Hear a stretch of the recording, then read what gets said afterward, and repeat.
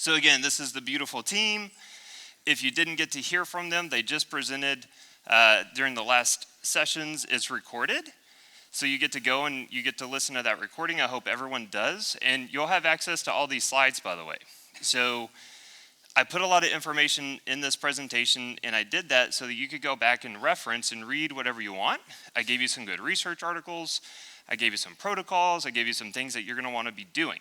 So I'll have to go fast because, again, we have a lot of information to cover, but it's all there. So you're going to have access to this. Don't ask me about it. Ask Rhonda if you can't find it. Sorry, Rhonda. Okay. So this is me. If you don't follow me on social media, I think you should. I think it's a good idea.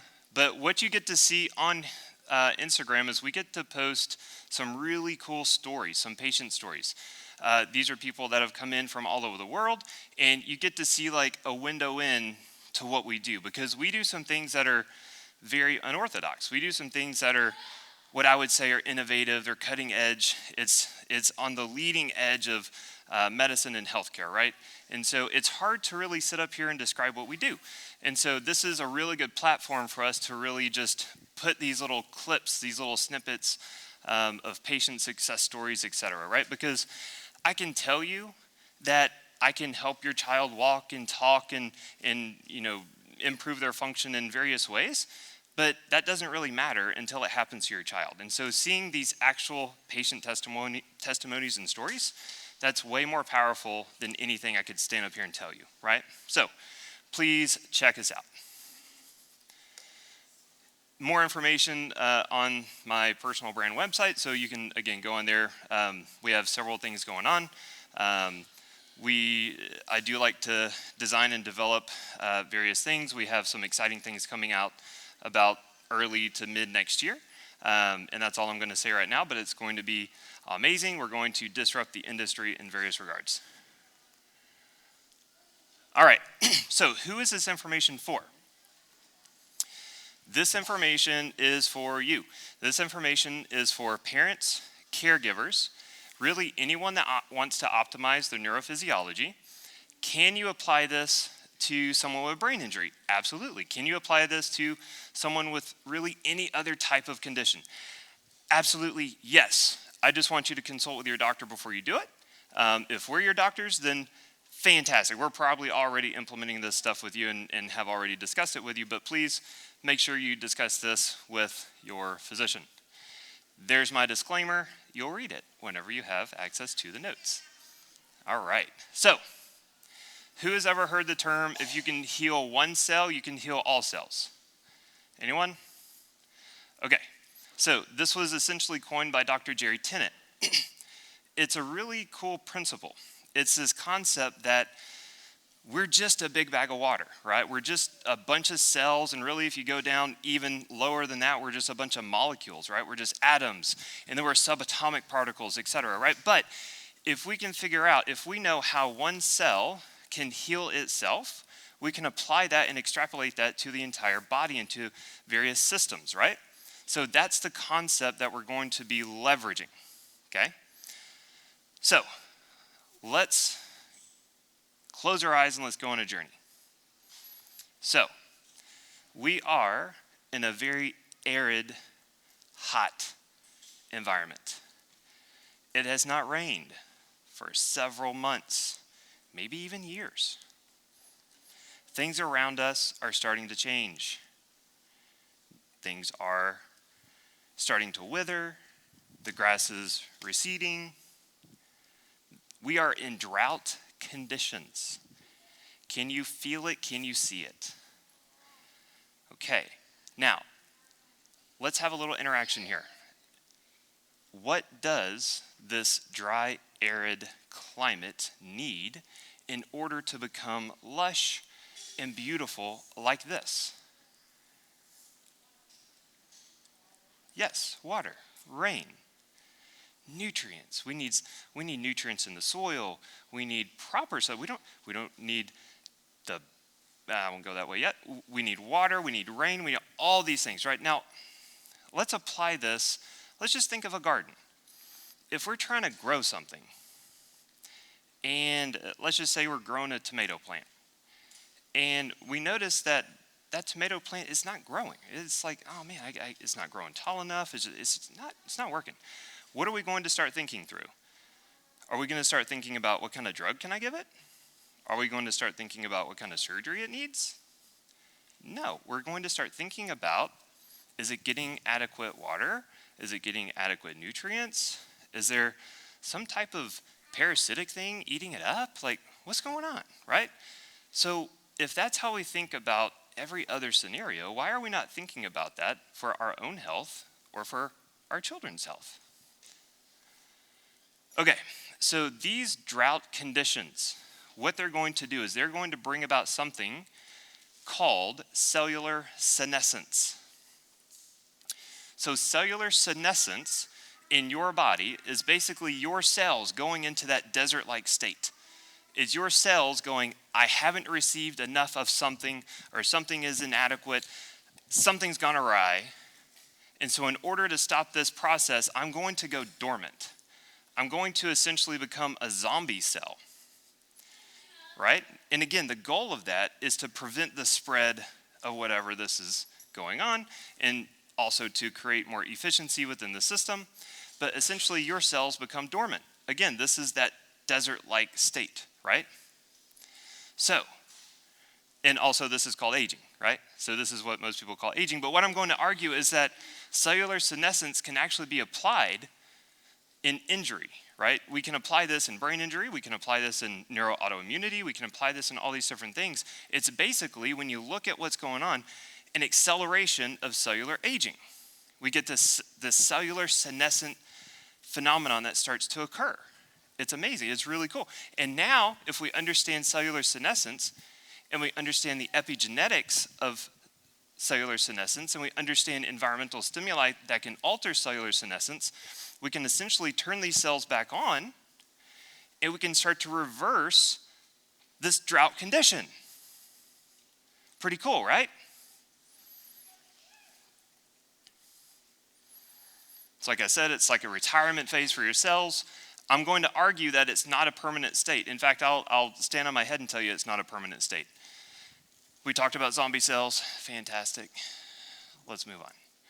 All right. I'm going to talk, because someone just asked me about something. They asked me, what type of methodology do you do? And I was going to talk about something else. But basically, we've created our own type of methodology. It's the Neurosolution ESM methodology. So that's energy, sensory, and movement, right? So anything that we approach, whether it's a brain injury, whether it's chronic regional pain syndrome, whether it's just neurooptimization for a biohacker, whatever it is, we're working in the vein of energy. So that's cellular energy, and we're doing that in so many different ways, and I'm going to outline some of that. And then we're going through those sensory systems to turn on our motor pathways, and then we're going to alter the motor pathways via whatever needs to be done at that point in time. And if you listened again to the team a couple hours ago, they outlined so many things so well. So I'm going to expand essentially, especially on that energy component. All right, let's understand what mitochondria are. Who knows what a mitochondria is? Good. It's fantastic. Do you want to explain what it is? Oh, I'm sorry. All right. So these things in our cells, they're like little factories that produce energy. They're very, very, very important.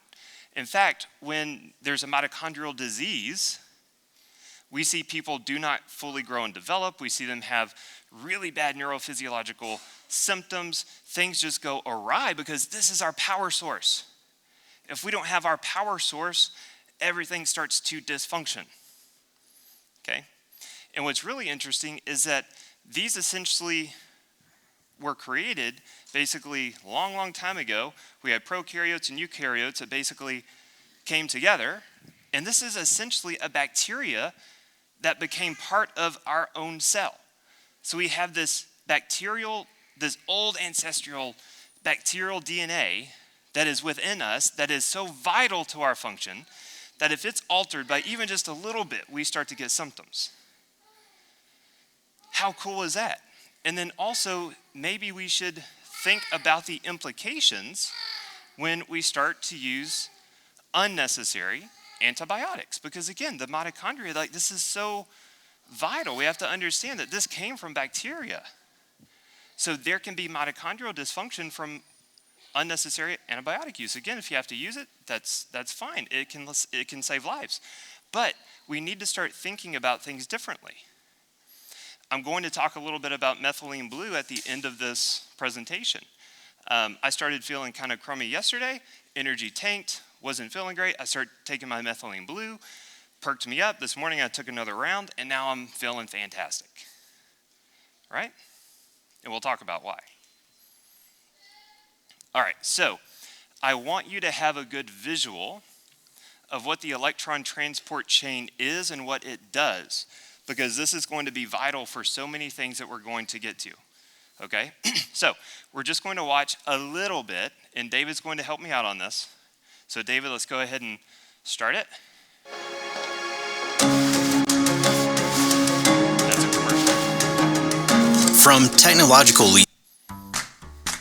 All of the steps of aerobic respiration that we have done so far have been leading up to this, the electron transport.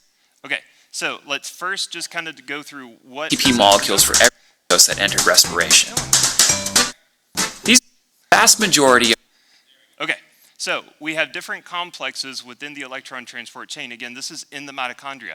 And what you're going to see is there are electrons that go through these different complexes. So we have complex 1, 2, 3, 4, etc., right? And this is ATP synthase. This is where we get our ATP produced.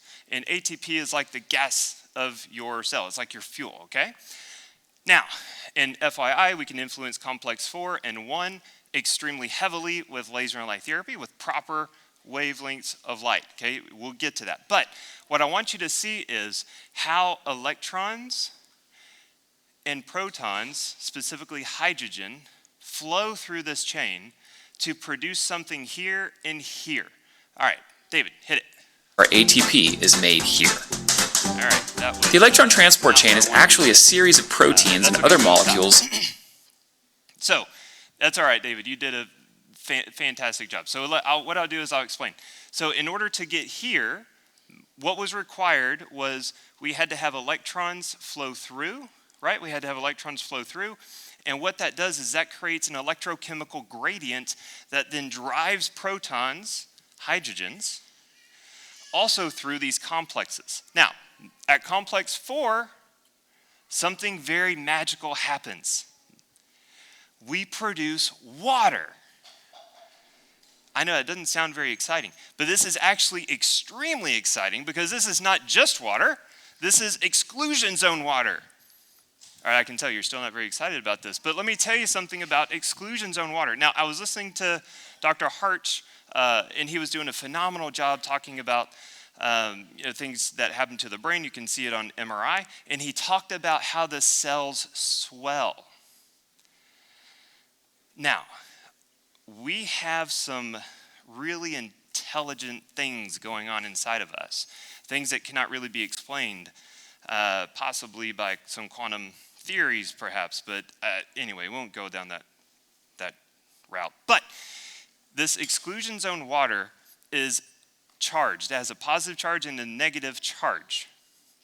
It's structured. It's more gelatin-like. When you compress it, it actually generates electrons. It generates energy. So when you're injured or when you have an injury, your cells will swell, compress the exclusion zone water, which acts like batteries within our cells, and you start to produce more electrons to drive the electron transport chain, to produce more cellular energy, to heal. How cool is that?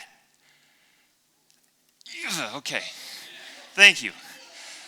Oh, this is exhausting.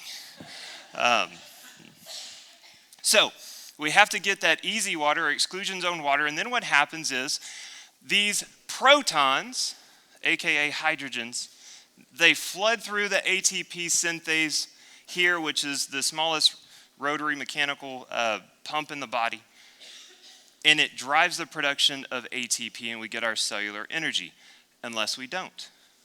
Okay, so does everyone kind of understand that now? Do we all have a PhD on the electron transport chain?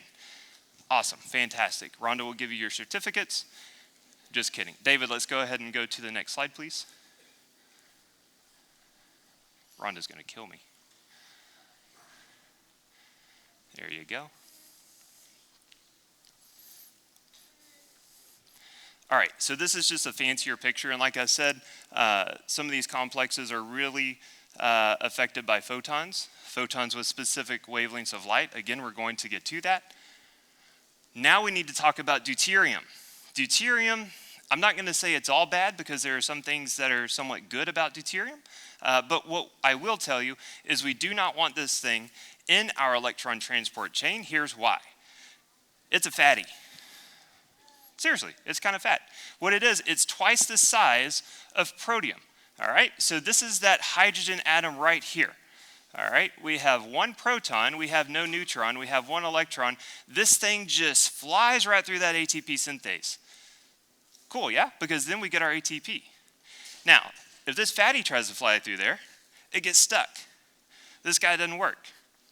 And so what happens is our electron transport chain becomes less efficient. We start producing less cellular energy, and that's a problem. How many of you have ever experienced plateaus in therapy? Do you think that this could be a reason? Because no one's ever considered cellular energy.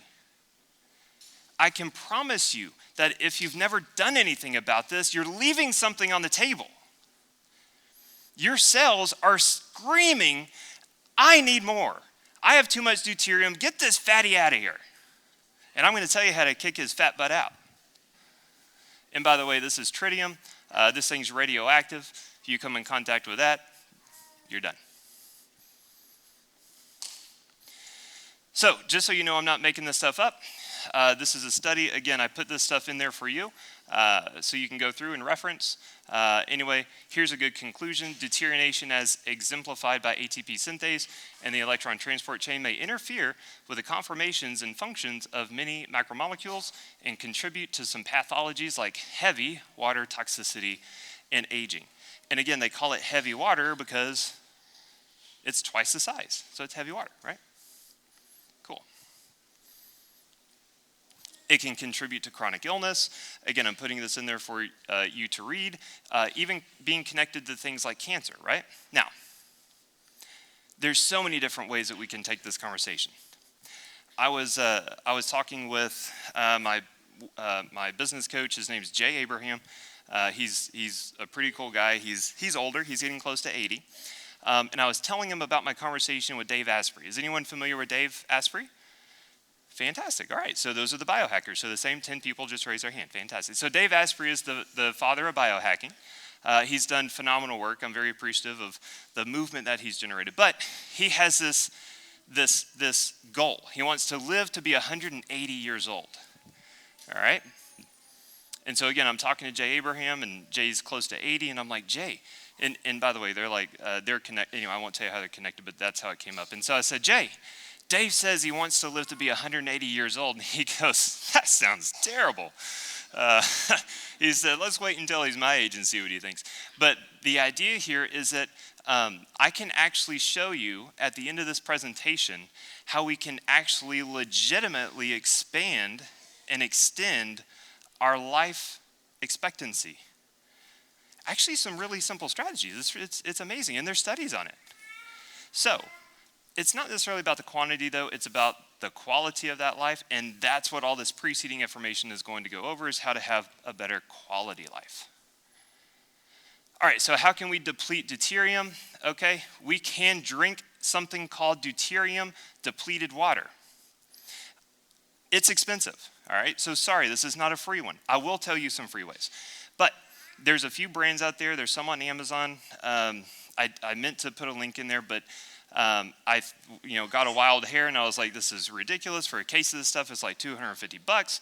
I'm going to make it my own self. And then I figured out, you know what? You have to have like a whole chemistry lab to do this, so I'm not going to do it. I'm just going to pay the money. Okay, whatever. But what happens when you drink the deuterium-depleted water is it starts to wash out the deuterium.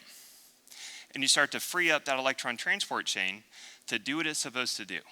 Now, let's also talk about the free ways to do this. So, a low-carb diet.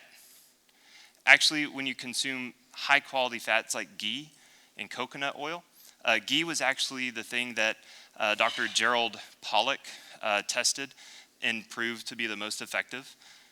in this situation would produce the most easy water? What are y'all laughing at? I know, I heard. Coconut oil, also very effective. Turmeric actually was very effective too, but it was dose dependent. So too low of turmeric didn't do it. Too high of turmeric actually didn't do very well either. So there was just the right dose with that. But I will say, don't just start taking a bunch of turmeric, because you can downregulate the immune system over a prolonged period of time. Let's see. Consuming, yeah, we talked about that. Okay, light. Infrared and far infrared and red light actually stimulates, again, complex 4, you start producing exclusion zone water, you start kicking out deuterium. Okay, this is a really good way to start to deplete yourself of deuterium. You can do this for no money by going outside, losing as much clothes as you're comfortable with, and just soaking in the sun. Obviously, we don't want to get sunburned, but that's free. And that literally works, okay? And I'm going to list all this in a better way. But then also cold thermogenesis. Who loves jumping in a super cold bathtub of water? Who's the weirdo that said yes? There you go. All right, fantastic. Thank you. No one except for this guy loves doing that. But amazing things happen whenever we do this. Whenever we get in cold water, below 60 degrees is what the research says, our cells actually will start to generate UV light. You heard that right. Your cells will start to generate UV light within you. How cool is that? Now, the UV light, there was a Nobel Prize that was awarded for this. UV light will stimulate mitosis, so it helps with cellular regeneration. Okay? Now what UV light will do is it'll contribute electrons to that electron transport chain. So by doing this cold thermogenesis, jumping in this cold body of water, right, below 60 degrees is ideal. Research says on average for 11 minutes per week, so however you want to divide that, okay? You can actually drive the electron transport chain, kick out deuterium, and really improve your overall neurophysiology. I love it when I get out. It's amazing. Just don't move. Okay, so when you're in the cold tub, your body forms this thermal layer. You don't feel it. Like, as soon as you get in, it's so cold. But give it like a couple seconds, it feels normal. I'm going to challenge you to move. Okay. If you move, it hurts. Like. Be a real man. Come on. I'm kidding. He's pretty big. He could kick my butt. I'm going to go over here. Michael, will you stand between me and him? But that thermal layer, right? So that's why, so I have a plunge tub, and that's why they have the water circulating, is so your body doesn't form that thermal layer. Yeah, it's amazing. So when you first get in this water, right? So this is a little tangent, but when you first get in the water, what's going to happen? Your sympathetics are going to elevate. Your brain's going to go, get out! What are you doing? You idiot! This is cold, right? And so you get this sympathetic response. This is a phenomenal chance. This is a phenomenal opportunity to train your mind that it's okay. This situation sucks, but I'm going to increase activation in my prefrontal cortex, and I'm going to say, I'm going to stay in this because I know there's benefits, and you start training that mindset. It's a great time to really start working on your mental awareness, your mental flexibility. It's amazing, right? So it's good. How long? Well, like I said, 11 minutes per week is what the research says. But what you're going to do is you're going to want to build up, not tolerance. What you're going to want to do is push through walls. So after about a minute, like he said, your body's going to go, okay, this is all right. And so you're working on your breathing. Again, your sympathetic tone elevated, your respiration increased, you're breathing real fast, your heart's racing. You're taking long, deep, slow breaths. Again, this is all for the vagus nerve. You're starting to have to push blood flow in other places. Anyway, it's a great vagal type of activation, right? So you'll get to that wall. You're like, okay, this is good. I can do this.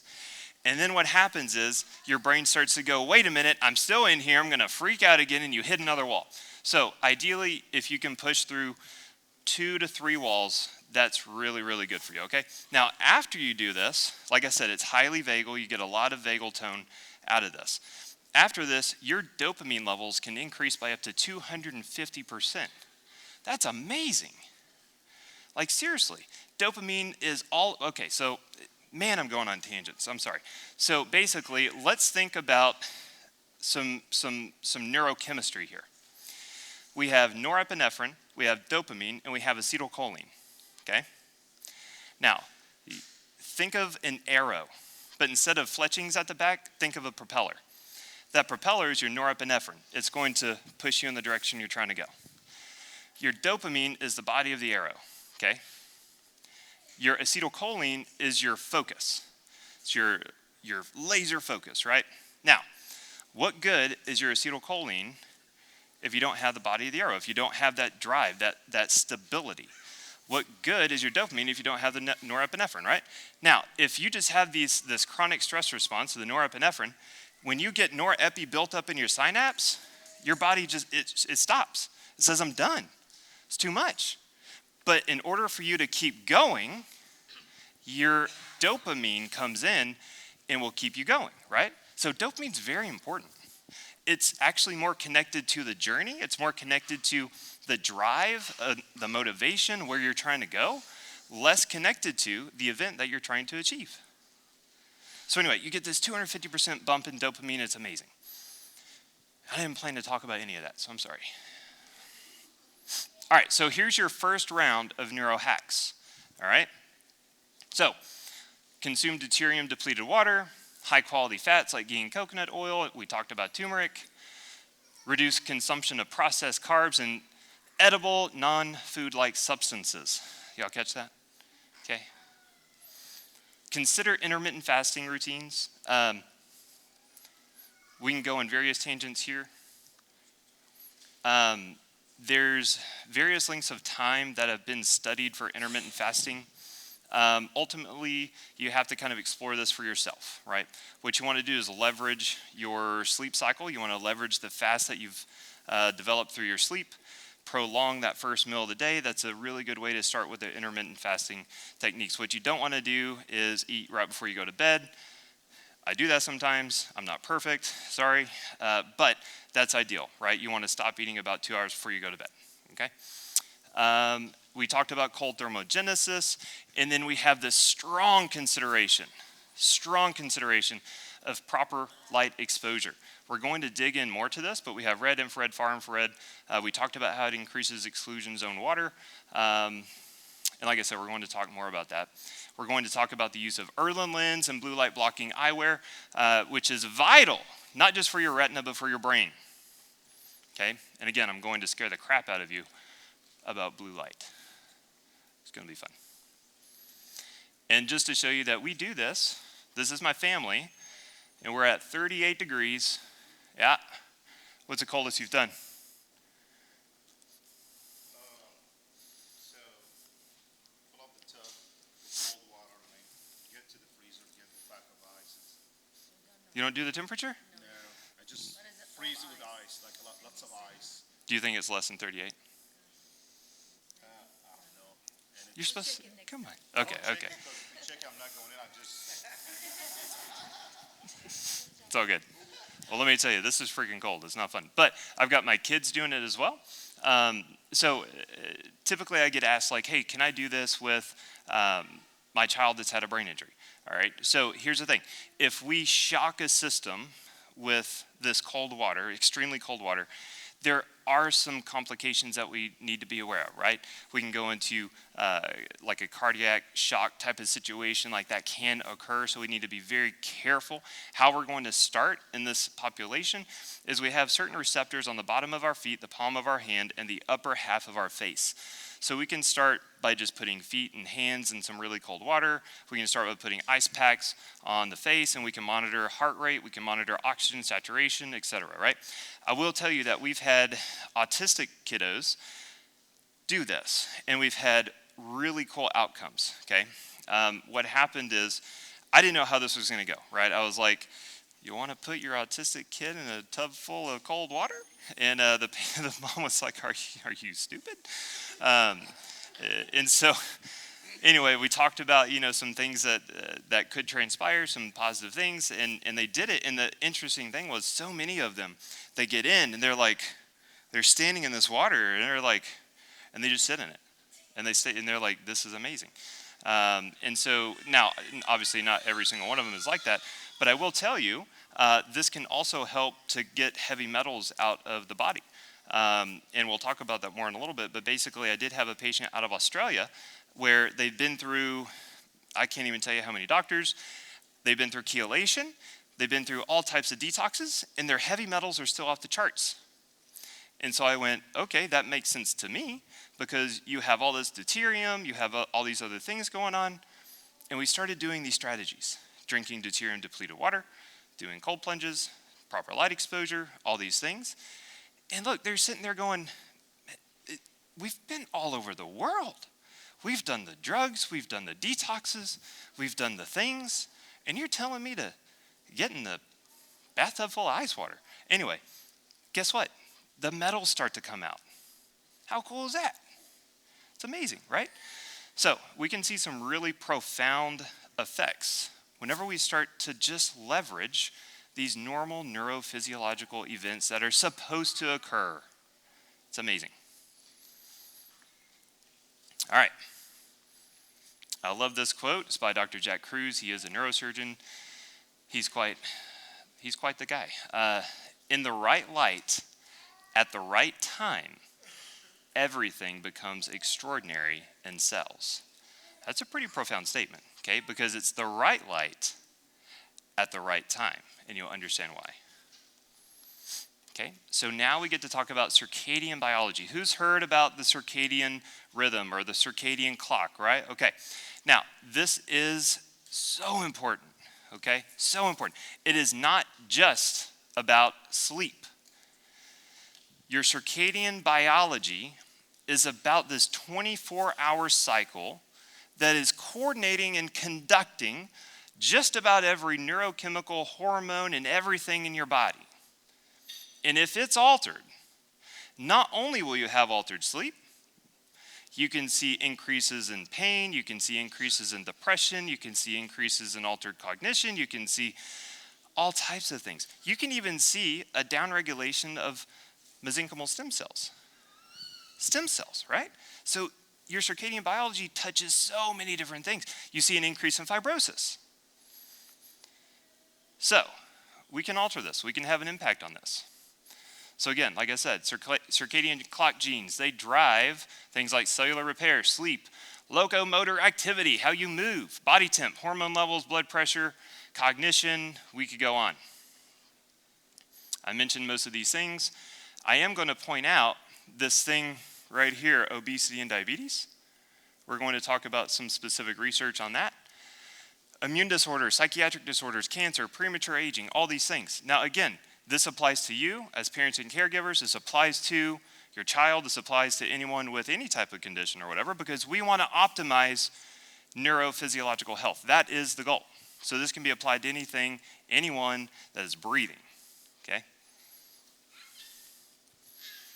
All right, this is a really cool study. I put it in there for you, but basically, this study will tell you that whenever your retina is exposed to this high-frequency white and blue light, okay, typically 400 to 400 nanometers, aka the light coming off of your screen, your TV, your iPad, your computer, your phone, your iWatch, your everything. That's the wavelength of light I'm talking about. Oh, and by the way, the light's up here. Yeah, the daggone light's in the ceiling. Now, side note, the screens that I just mentioned, they've all been patented to emit this certain frequency, because whenever this frequency hits your eyeballs, it increases your sympathetic tone. If you increase your sympathetic tone, now I can market to you because I'm getting you addicted to this stuff. Anyway, that's a side note. We won't go there. But what we will do is we'll talk about how this high frequency of light influences the retina. What it does is it causes necrosis in the retina. It actually damages it. Just being exposed to this light starts to damage your retina. Why should you care? I'll tell you why. Because retinal tissue is diencephalic tissue. It is neuronal tissue, aka an extension of your brain. We can extrapolate this. If that frequency of light damages your retina, I can dang sure tell you it will damage your brain cells. How crazy is that? Now, how many people out here, they have a kiddo struggling with CVI? Okay. Now, you heard Katie, or if you didn't hear Katie talk about vision, you should. Again, it'll be recorded. And she talked about how screens are necessary sometimes. And that's right. Look, we live in the 21st century. I get it. I have to look at a screen sometimes. Well, every day. My kids will use screens. I get it.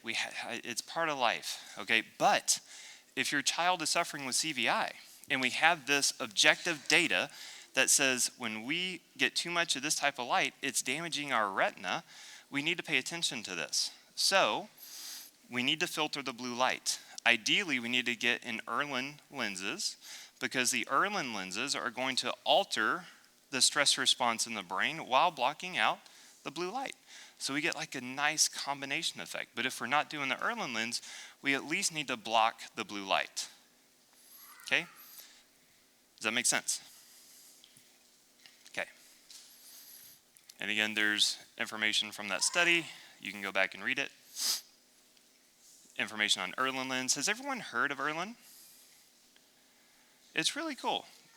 Dr. Jerry, are you in here? Did she run away? Okay. Well, Dr. Jerry is with us, or maybe she's not. Maybe she went to Mexico. I don't know. But we're in this room over here. She's actually one of the developers. She's really well educated in this.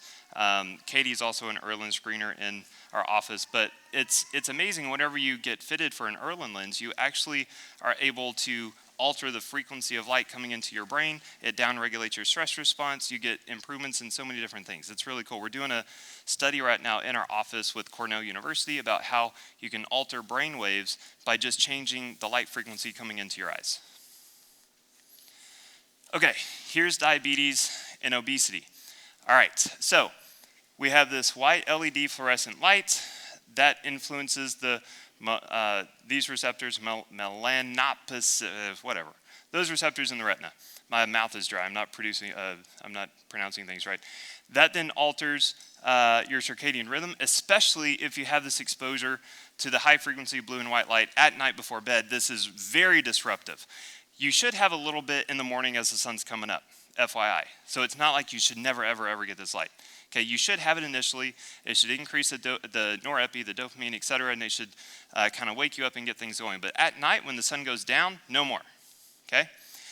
This then starts to disrupt things like insulin, pancreatic cells, et cetera. We begin to get obese. We have an insulin resistance. It leads to diabetes. Here's your research confirming it. Stop watching TV at night before you go to bed. Stop scrolling on Instagram at night before you go to bed. Stop staring at a screen at night before you go to bed. Do you get the message? It's no bueno.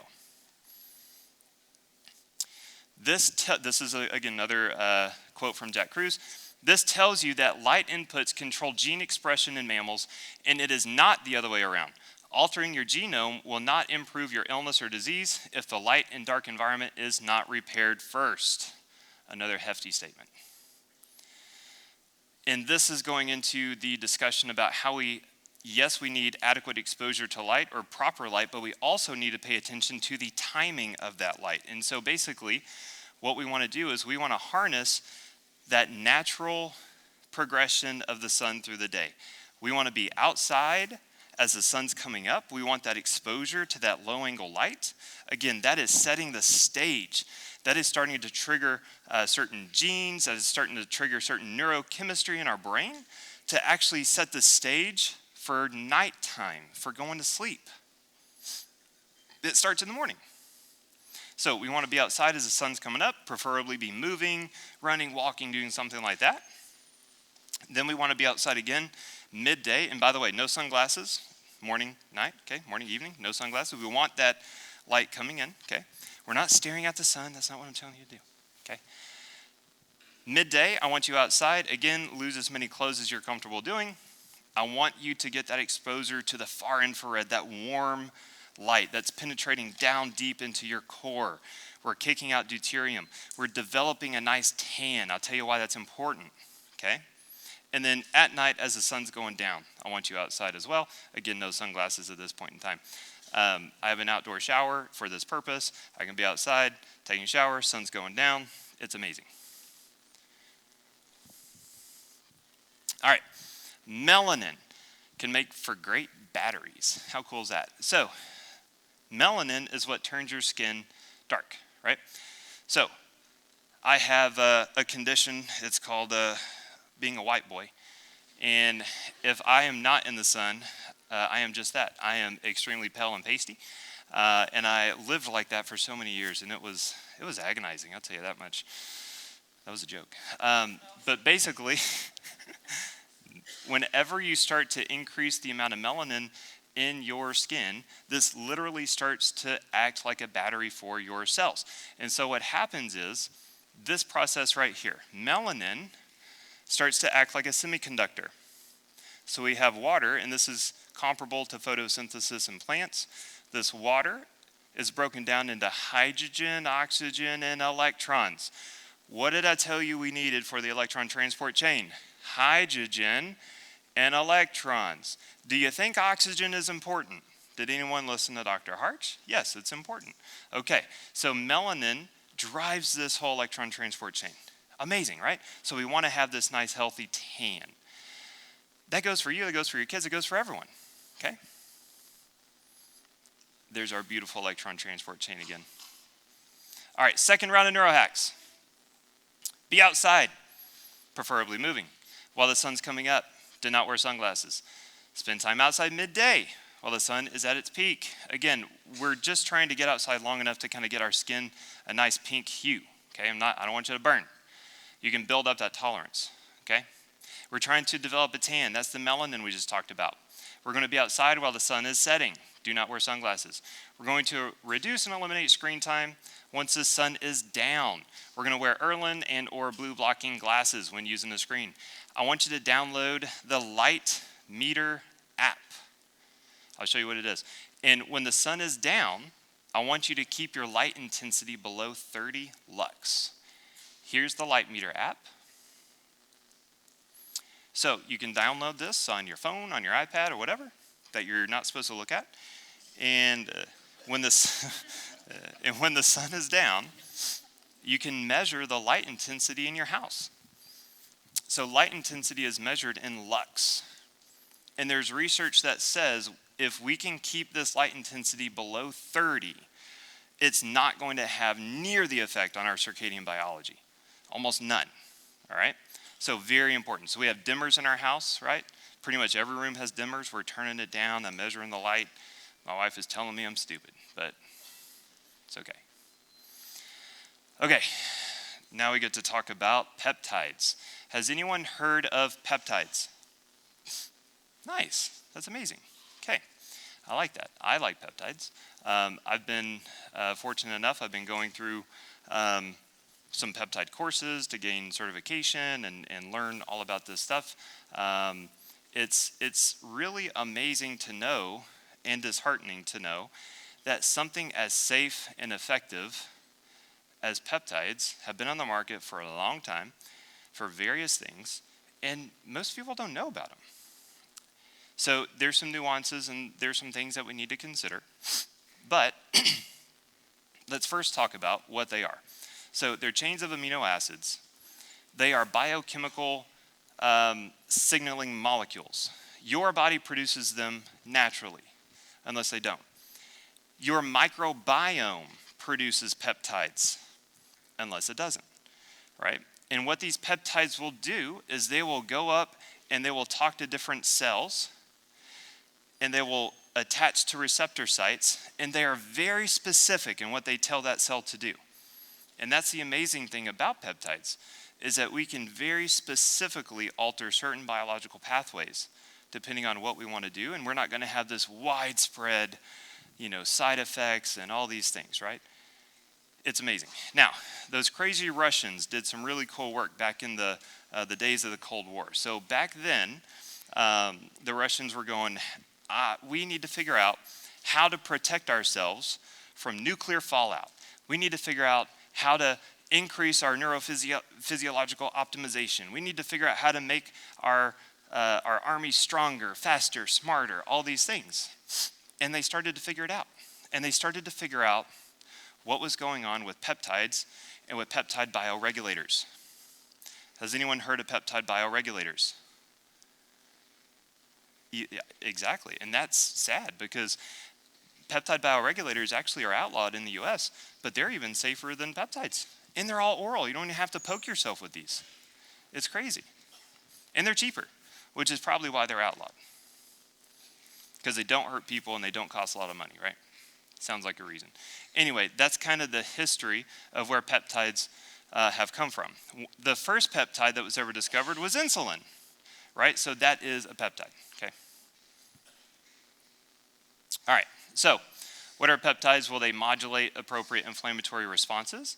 They assist in cellular autophagy, mitophagy, and apoptosis. They optimize mitochondrial function. They reestablish or protect cellular efficiency. They reestablish or maintain cell metabolic flexibility. They do a lot of very positive things, and we're going to go through several of them. They maintain nucleotide cofactor ratios. So that's your NAD plus, your NADH, NADP plus, NADPH. These are important because these nucleotides are basically transferring electrons. They're helping to drive that electron transport chain. They're helping to improve cellular efficiency. So having proper ratios is extremely important. They optimize p53 SERT genes and FOXO genes.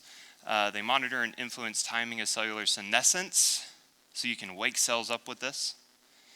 And they reverse or inhibit epigenetic influences of the genome. That's very exciting. So if you've done a lot of stupid things in your life, there's a way to reverse it, or at least be better. Where's the party tonight? My house? No, it's not at my house. Yeah. Okay, I like that. Or we could like get a bunch of ice and like put it in the swimming pool. Like, nice. Okay. The current state of peptide drug discovery, Back to the Future. Here's what I want to show you here. These are all the things where the research is being populated for peptides, all right? And over here we have, this color is equivalent of phase 1 trials, phase 2 trials, phase 3, and then approved. So, as you see, there's a lot approved. Like, this is not a new thing. And we're talking about so many different systems in the body. This is something that is acknowledged to be safe and effective. This is growth hormone releasing peptide signaling. We'll talk about one called ipamorelin. This would be an ipamorelin. But just by taking something like ipamorelin, look at what we can do. We can reduce fibrosis.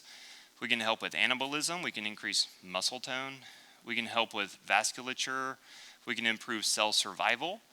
We can improve inflammation, inotropism, and have cardioprotection, right? And that's just from taking one little peptide, right? Okay, so third round of neurohacks. With this, we have a few caveats. We do need to be working with a qualified peptide expert. This is important, okay? You have to identify what biological pathway we need to support and how we need to support it, okay? It is important to consider the quality of the peptide you're using. I don't recommend you buy things from research labs online and then start injecting these things in you. It's just not really a good idea. Those things are not really regulated. What we want to do is we want to get these via prescription from a 503A pharmacy, a compounding pharmacy. And I can tell you personally that it makes a huge difference because I did the research lab thing first. And I was like, this is crap. This isn't working. And then I got something from the compounding pharmacy, huge difference, okay? There are some that we have some oral sprays from that are very effective, and there are some that are capsules, and we'll talk about them. All right, oh, and also super important to implement proper dosing, proper administration routes, etc.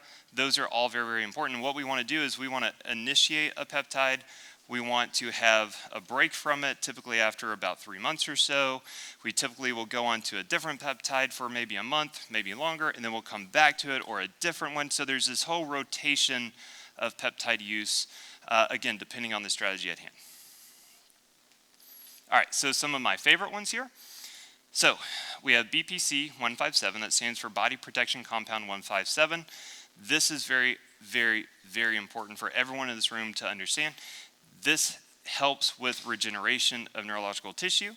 This helps with gut health. It helps actually start to seal the barrier, starts to regenerate tissue in the gut.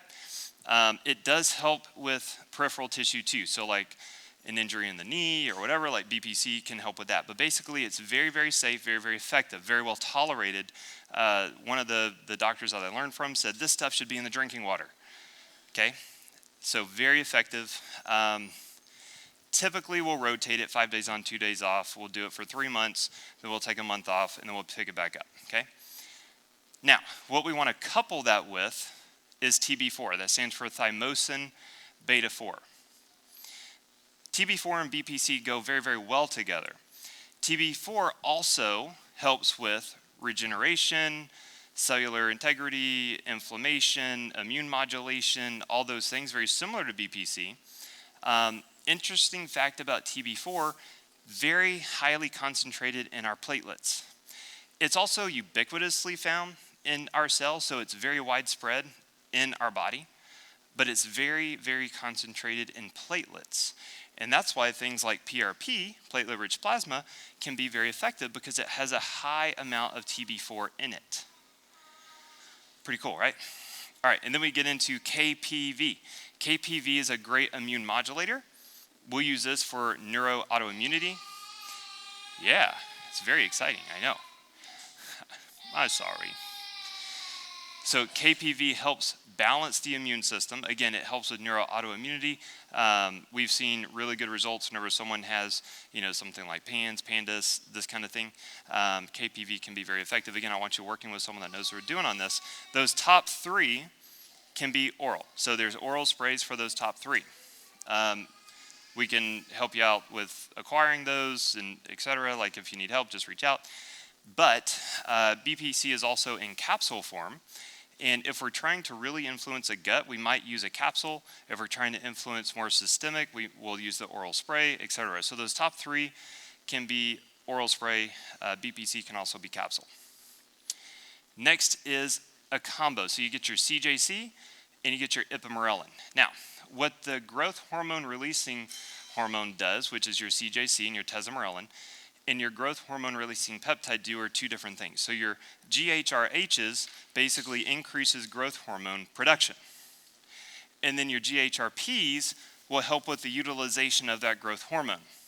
So it's a really good combination, and this is actually a really good place to start with someone that's wanting to help with aging, with weight loss, with muscle tone, with, all those things that most people, kind of want help with. It's a great place to start because you get an increase in growth hormone and you get an increase in growth hormone utilization. And I'll show you a slide on why that's important because you start to influence so many different things.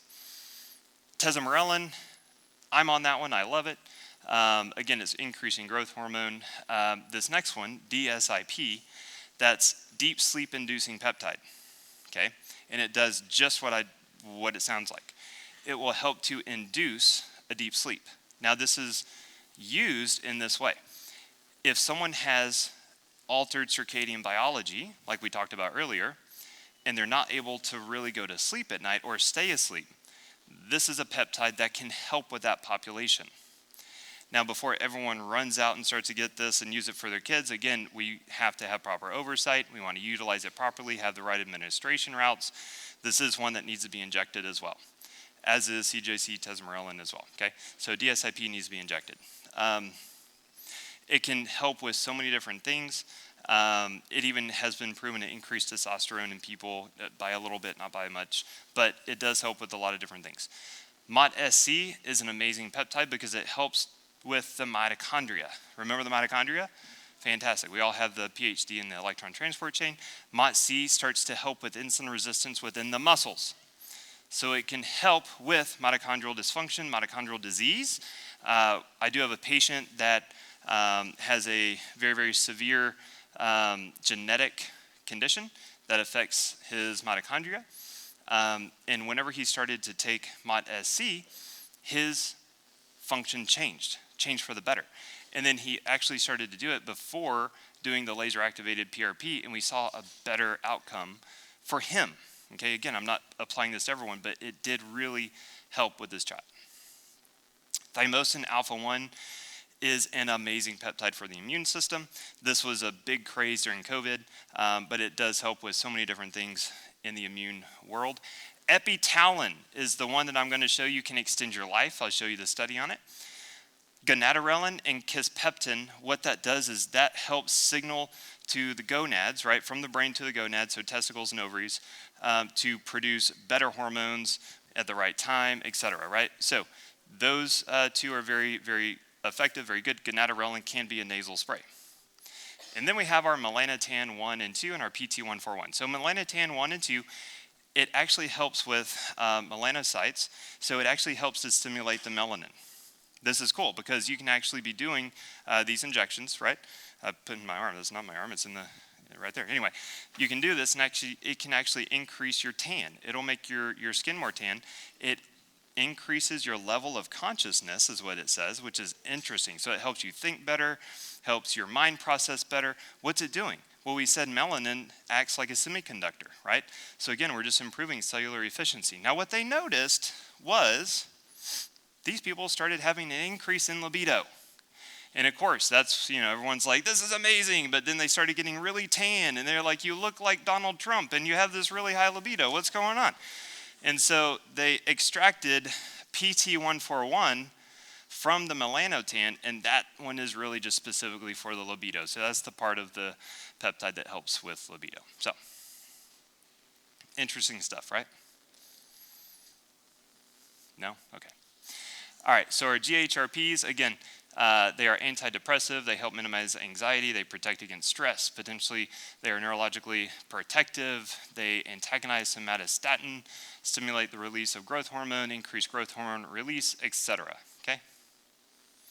Again, they are pleiotropic. You heard me mention from stage yesterday talking about pleiotropism.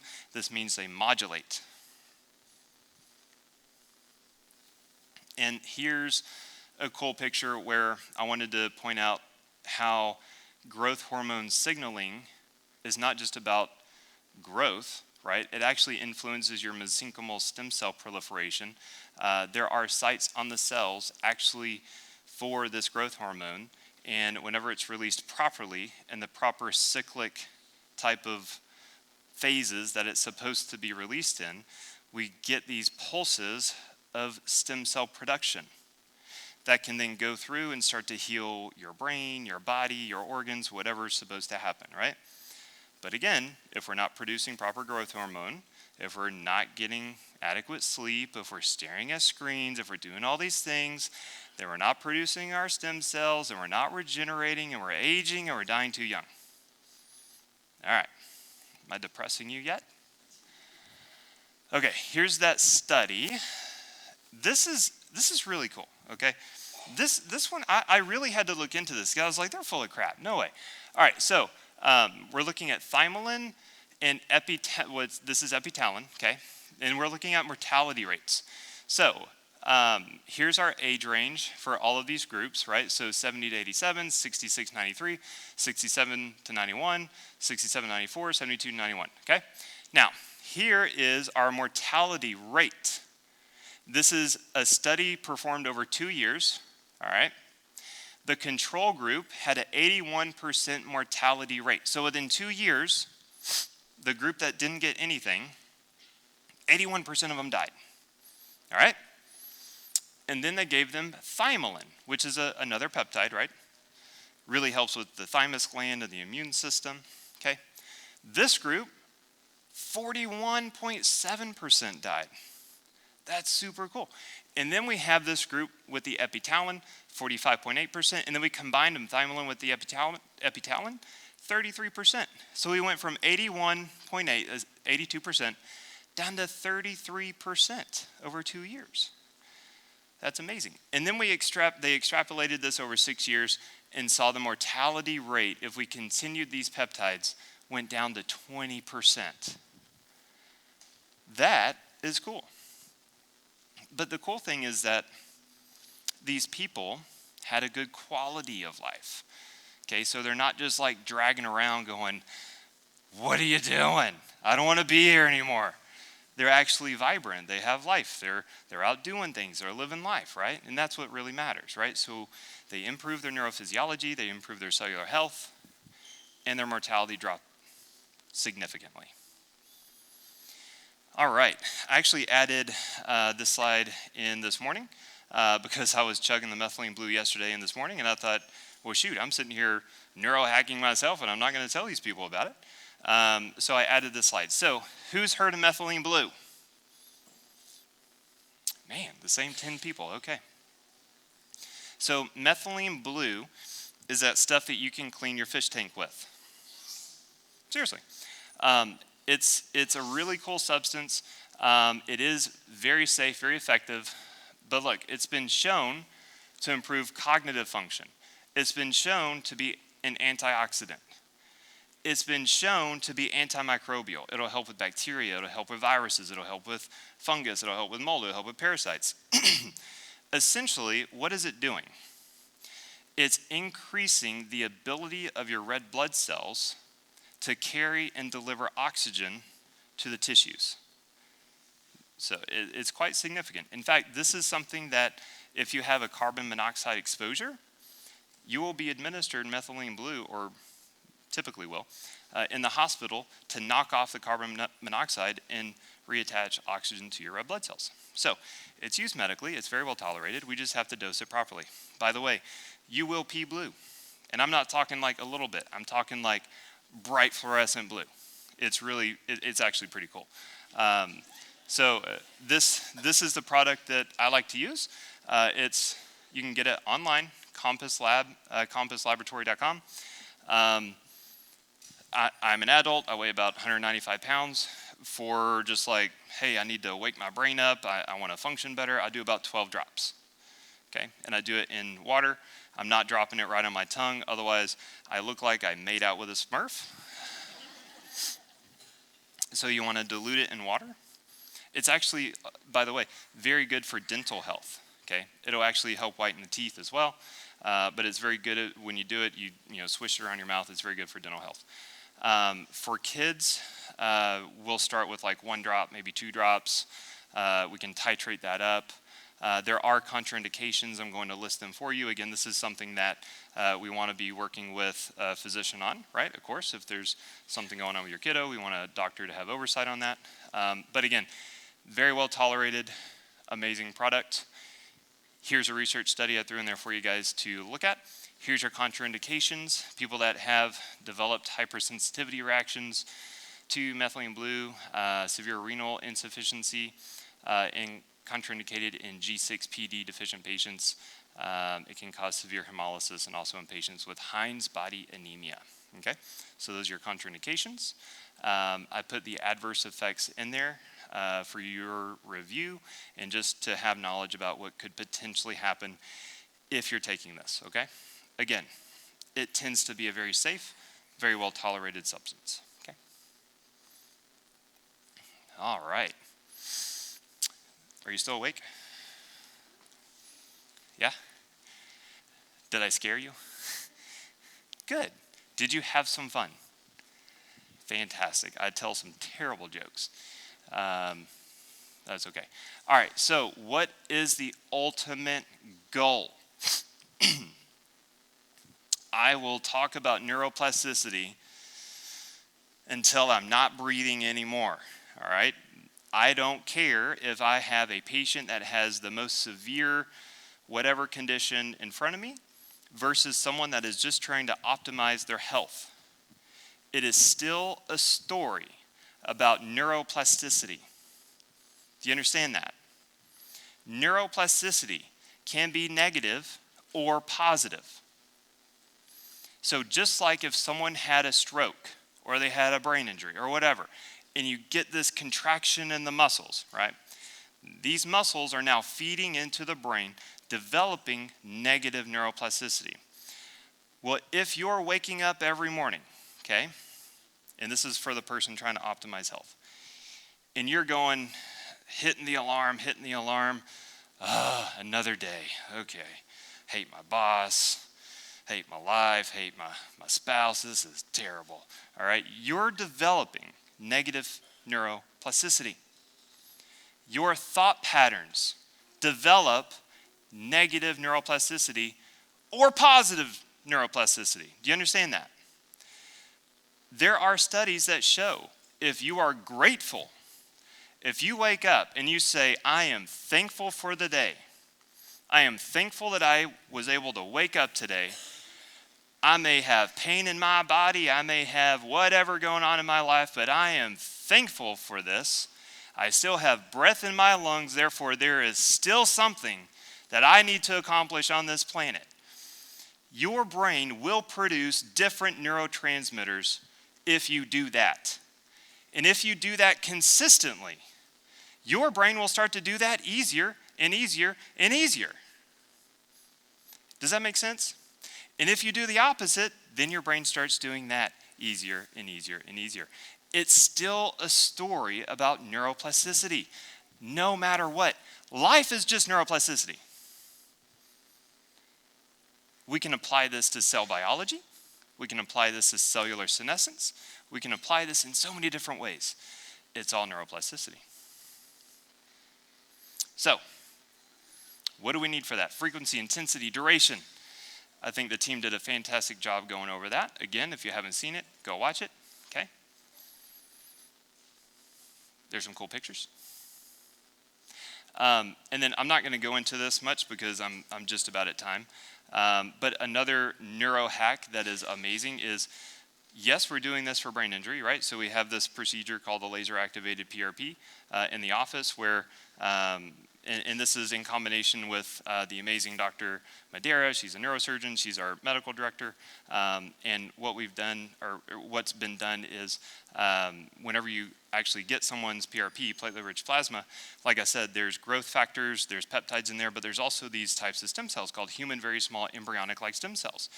And they're dormant, right? They're really just present early in life. But there's a laser that's been developed that can actually turn these cells on, right? So we get that PRP, we laser it, we turn these cells on, the growth factors and these certain types of stem cells, then we re-administer them.